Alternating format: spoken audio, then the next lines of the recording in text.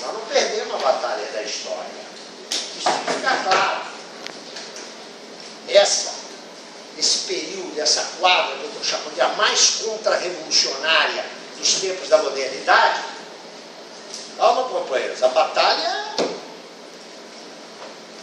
proponho-lhes uma reflexão. Se nós estivéssemos aqui, nessa cidade de São Sebastião do Rio de Janeiro, no ano da graça de Nosso Senhor Jesus Cristo, de 1941, nós, pelo menos nós dois aqui, comunistas, como é que nós estaríamos? Dezembro de 41. O Partido Comunista Brasileiro destroçado, desorganizado. Seu grande líder na cadeia. Sua mulher entregue à Gestapo. Quem mandava aqui era um sujeito chamado Filinto Miller. Aí a gente olhava lá para fora. O fascismo cobria toda a Europa, exceto a Inglaterra. Portugal, Espanha, Itália, Alemanha e os outros países invadidos. A União Soviética acuada, para não falar, não é? Os processos de Moscou de 36, não me calo, não é? Foram processos criminosos. Estão querendo hoje lavar a alma do Stalin. Eu não participo disso. Stalin foi um grande dirigente. Mas não acertou só não. Nós comunistas temos uma dívida para a história. Se eu olhasse os Estados Unidos... e o Japão e a China ocupada pela brutalidade do fascismo japonês. Os Estados Unidos agredidos pelo fascismo. O que eu ia fazer? Eu e o Ivan. Não tinha perspectiva. Estava num túnel escuro, onde aquilo que parecia, aquela luz que vinha, era a locomotiva que vinha em cima de nós. É isso? Meses depois, o que acontece? O povo russo e o glorioso Exército Vermelho libertam Stalingrado. E aí não é a guerra que muda de novo, é o mundo que muda de novo. Então, companheiros, a avaliação dessa nossa derrota é igual, nós temos que aprender com a história. Essa é uma derrota transitória. E por que eu afirmo aqui que é uma derrota transitória? Porque eu tenho fé no marxismo, fé no proletariado. Eu não tenho fé em coisa alguma, eu sou ateu. Mas todas as provas históricas que conhecemos nos indicam que a humanidade jamais marchou bovinamente para o matadouro. Ela até pode fazer isso agora, mas é muito pouco provável. É possível, mas não é provável. E a prova disso são as lutas sociais ao largo desses 30, 40 anos. Os trabalhadores não deixaram de lutar. A imprensa deixou de noticiar. Ninguém dá o balanço das horas de greve. Eu tenho esse dado de 1911, não tenho, perdão, de 2011, não tenho de 2012. Das horas de trabalho suspenso nos Estados Unidos. Se vocês estão achando que as juntas sociais explodiram lá na Grécia, onde, diga-se de passagem, o Partido Comunista Grego teve papel central, estão explodindo agora em Portugal, estão chegando, estão enganados.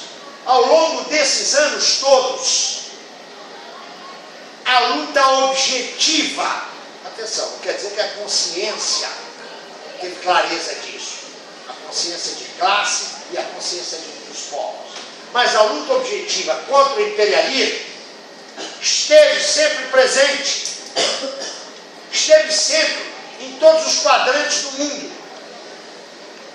Porque hoje, o que promove o belicismo, o que promove a xenofobia, o que promove o racismo, é o imperialismo. Com essa base material amplamente reforçada pela concentração e pela centralização do capital financeiro hoje.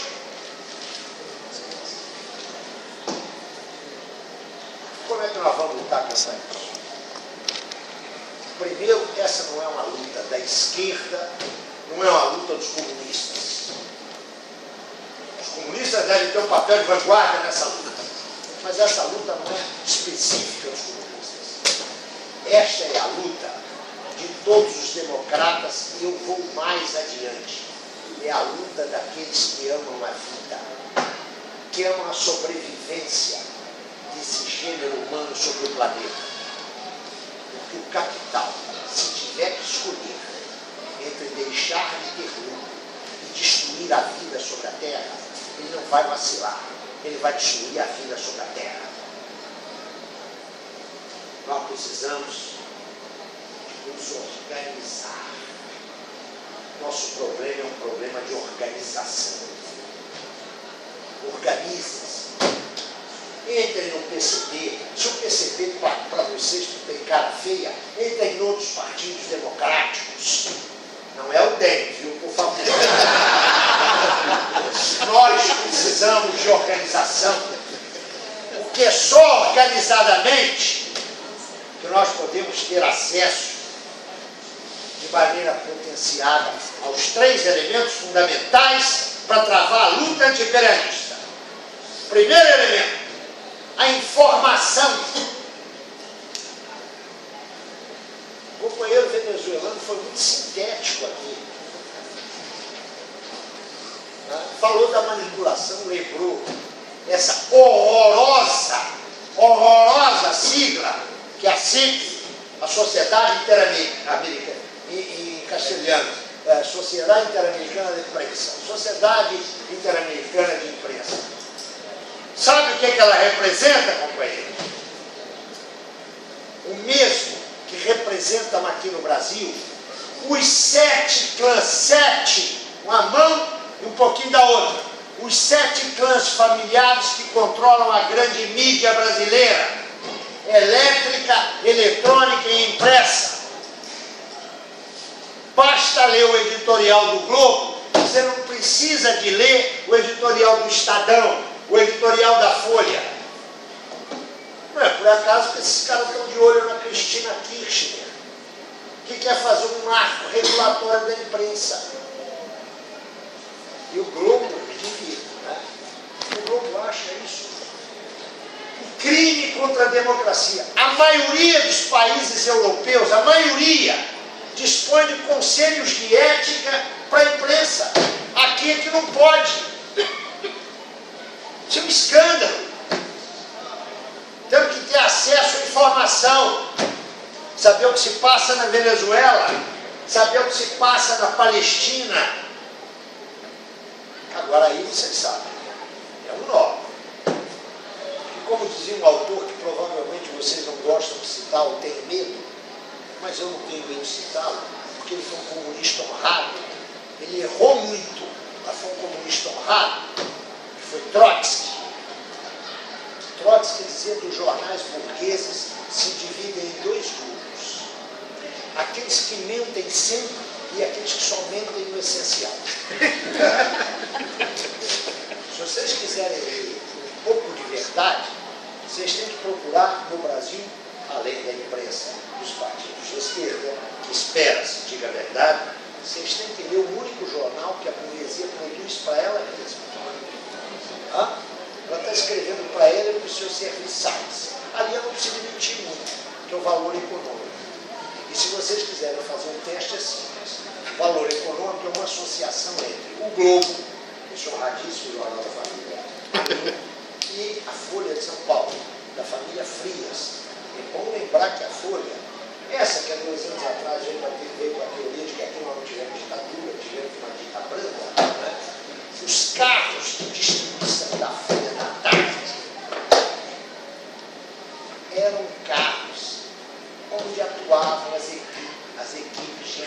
repressão da ditadura em São Paulo. Não pode. Deve ser uma gente muito honrada, nós sabemos. Mas vocês façam o seguinte: peguem o Globo e peguem a cobertura econômica do Globo. Peguem a Folha de São Paulo, e cobertura econômica, a Folha de trabalho com boato. E depois vocês confiram o mesmo tema do valor econômico. O tratamento é diferente. A primeira coisa é a informação. E só organizadamente nós conseguimos isso. Ou através do site do meu partido, que é o PCB, tem indicações de onde buscar informações credíveis.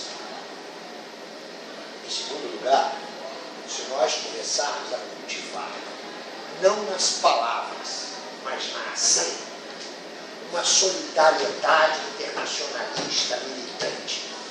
O companheiro que abriu essa sessão tocou nesse ponto.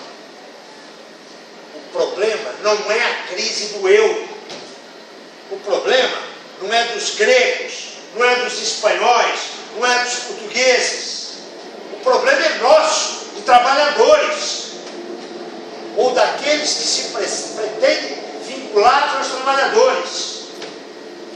Uma matança de camponeses na América Central é um problema nosso. O cerco imperialista à Venezuela é um problema nosso. A tentativa de desestabilização dos governos progressistas e anti-imperialistas latino-americanos nos atinge. O segundo elemento é desenvolver a consciência internacionalista, solidariedade. E terceiro, é a unidade de todas essas forças. As forças anti-imperialistas não estão só no nosso partido, não. Estão num leque muito grande de partidos, de movimentos, e até fora de partido. Lembra muito bem o Ivan. São forças sociais. O que está em jogo não é simplesmente uma luta política, é uma luta pela sobrevivência da humanidade. Quem é a humanidade? Com padrões civilizatórios, tem que ingressar nas filas da luta anti-imperialista. Seja comunista, seja socialista, seja reformista, seja democrata, seja cristão de qualquer seita, de qualquer confissão, seu lugar é aqui, na luta contra o belicismo, a agressão, a soberania dos povos. Hoje não tem luta democrática que não seja luta imperialista.